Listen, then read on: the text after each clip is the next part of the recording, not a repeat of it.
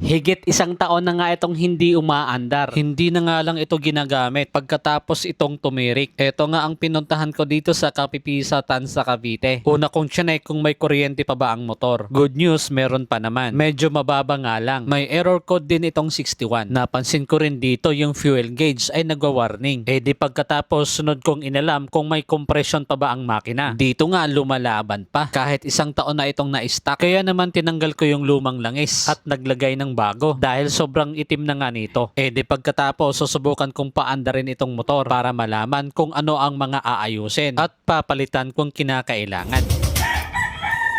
Ayaw pa rin. Nakita nyo naman na ayaw talagang umandar. Kaya naman naglagay ako ng jump start dahil mababa na nga ang supply ng battery. Saka ko naman ngayon susubukan paandarin.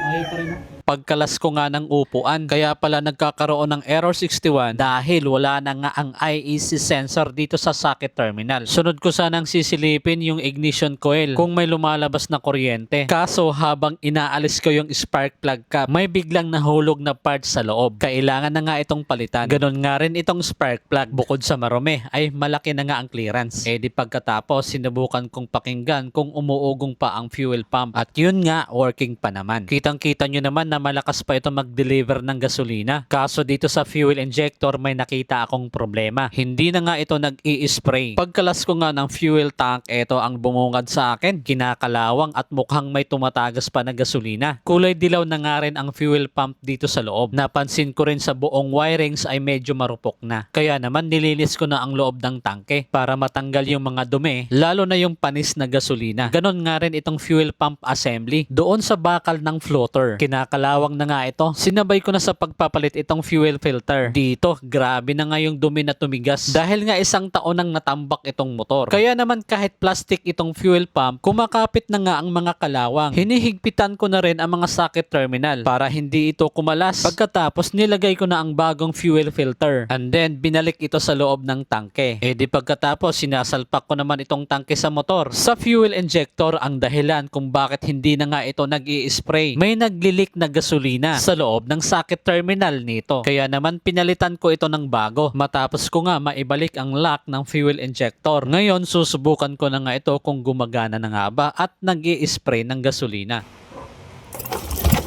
Pagkatapos nga, ang sunod kong sinilip itong buong throttle body. Kinakalas ko muna itong dalawang Allen bolt. Pag marumi rin kasi ito, hindi talaga aandar ang motor kahit merong gasolina at kuryente. Pagkalas ko nga, napansin ko itong throttle body ay hindi na stock dahil malaki nga ang butas nito. Mapapansin agad ang mga carbon deposit. Noong pagkalas ko nga sa manual IAC, grabe yung kapal ng dumi. Isa rin ito sa mga dahilan kung bakit hirap paandarin ang motor. Sa paghiwalay ko nga ng manifold at throttle body, inalis ko muna yung gasket sabay spray ng cleaner. Kaso may mga part talaga na kumakapit yung dumi. Kaya naman binabaran ko muna ito ng gasolina sa pagitan ng throttle body at manifold. Dito rin madalas kumapit ang makakapal na carbon deposit dahil nga dyan kinakamay ko na yan. Pagkatapos ko nga ito malinis, binanlawan ko na naman ito ulit ng cleaner. Nilinis ko na rin itong manual IAC para tumino nga ang idle ng motor. Di pagkatapos pinunasan ko nga ito ng malinis na tissue para ibalik itong manifold dito sa throttle body para mahigpitan na rin itong dalawang tornilyo. Di sunod ko namang binabalik itong TPS sensor after mahigpitan ang dalawang star allen. Sunod ko namang binabalik itong manual na ISC. Isasalpak ko nga muna ito para mamaya mag-a-adjust na lang ako ng minor. Pagkatapos huwag kalimutang higpitan. Di pagkatapos ko maibalik ang mga parts sa throttle body, kinakabit ko naman ito ngayon dito sa cylinder head. Medyo nahirapan nga lang ako dito sa pag-i-install kasi nga hindi na nga ito stock at kargado nga pala itong motor. Di pagkatapos ko nga mapwesto itong manifold, hinigpitan ko na ngayon itong dalawang Allen bolt sabay salpak ng bagong palit na fuel injector. Sa paghihigpit ng mga tornilyo dito sa throttle body ay dapat tamang-tama lang para maiwasan ang pagkaputol. Di pagkatapos kinakabit ko naman itong jump start. Ginagawa ko nga ito kapag lobat ang battery. Pagkatapos susubukan na natin kung aandar na ba itong motor.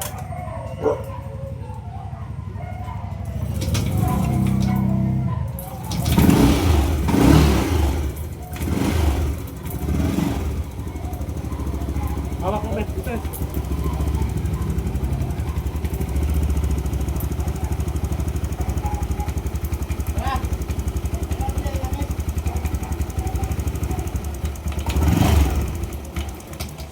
Kita nyo naman na umandar na nga ang motor pero wala itong minor. Kaya naman nag-adjust ako dito sa manual na IAC para makatagos yung hangin sa loob ng combustion chamber. Di pagkatapos nagkaroon nga ito ng idle. So mga boss, umaandar na yung motor ano. Kaso ang problema, yung kanyang fuel gauge. May problema yung kanyang fuel pump mga boss. Yung wire doon sa loob, nabubulok na. Tapos itong check engine na to, dito yan sa IEC mga boss. Ayun, tinanggal kasi kaya nagkakaroon ng check engine.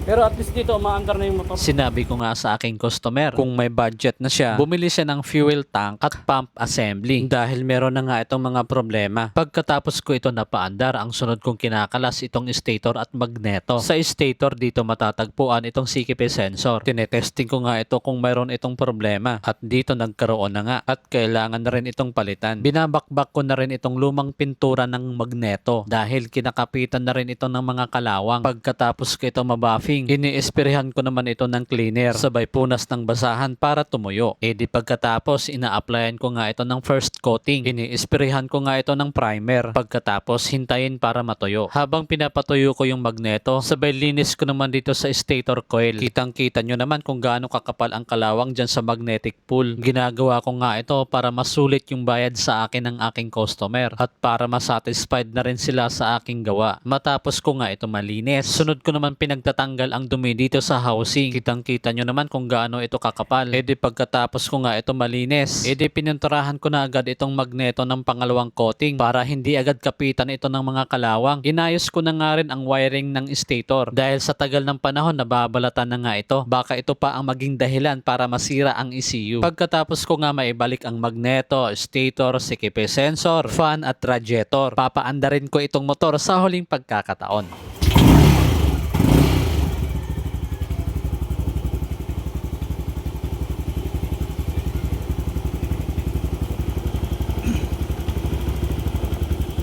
So yun mga boss, ito na yung Aerox na inayos natin.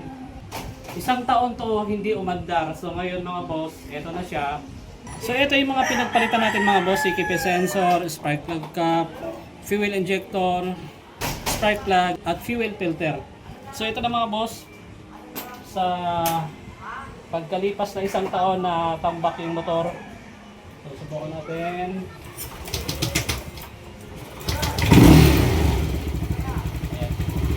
Medyo lobat lang yung battery.